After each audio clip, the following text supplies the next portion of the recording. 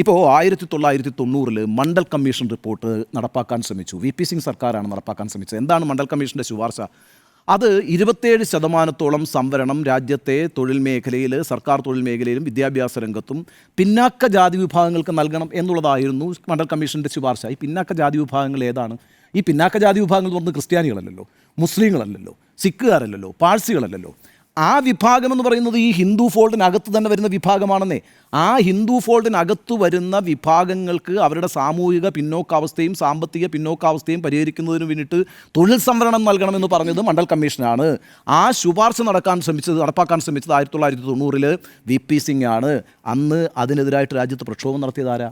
BJP. അല്ലേ? BJP. അതിശക്തമായ പ്രക്ഷോഭം ഉണ്ടാക്കി. നിങ്ങൾക്ക് ഓർമ്മയില്ലേ, രാജീവ് ഗോസ്വാമി എന്ന് പറയുന്നൊരു ഡൽഹി സർവകലാശാല വിദ്യാർത്ഥി ശരീരത്തിൽ പെട്രോൾ ഒഴിച്ച് തീ കത്തിച്ച് ആത്മാഹൂതി ശ്രമം നടത്തിയത്? അങ്ങനെ രാജ്യത്ത് എത്ര ആത്മാഹൂതി ശ്രമങ്ങൾ നടന്നിരുന്നു? അന്നതൊരു വലിയ വിഷയമാക്കി ബി.ജെ.പി. ഉയർത്തുകയും 1990 ആ സർക്കാർ നിലംപതിക്കുകയും ചെയ്തില്ലേ? വി.പി. സിംഗ് സർക്കാർ നിലംപതിക്കുകയും ചെയ്തില്ലേ? ബി.ജെ.പി. അന്ന് പുറത്തുനിന്ന് പിന്തുണയ്ക്കുന്ന സർക്കാരാണ് വി.പി. സിംഗിൻ്റെത്. മണ്ഡൽ പ്രക്ഷോഭവുമായി ബന്ധപ്പെട്ട ആ സർക്കാർ താഴത്തുപോയി. അപ്പോൾ ആ മണ്ഡൽ പ്രക്ഷോഭത്തിന് നേതൃത്വം കൊടുത്ത ബി.ജെ.പിയുടെ രാഷ്ട്രീയ നിലപാട് വളരെ വ്യക്തമല്ലേ? ഈ ഹിന്ദു സമുദായത്തിനകത്തുള്ള പിന്നോക്ക വിഭാഗങ്ങൾക്ക് സംവരണം കൊടുക്കണം എന്നുള്ളൊരു ശുപാർശ നടത്തിയ കമ്മീഷന്റെ റിപ്പോർട്ട് നടപ്പാക്കാതിരിക്കാനായിട്ട് ബി.ജെ.പി. എന്തിനാ മുൻകൈ എടുത്തത്? ബി.ജെ.പിയുടെ ബ്രാഹ്മണിക്കൽ രാഷ്ട്രീയം വളരെ വ്യക്തതയോടെ മറഞ്ഞേക്ക് പുറത്തു വന്നൊരു രാഷ്ട്രീയ സന്ദർഭമല്ലേ ഈ മണ്ഡൽ വിരുദ്ധ പ്രക്ഷോഭം എന്ന് പറയുന്നത്.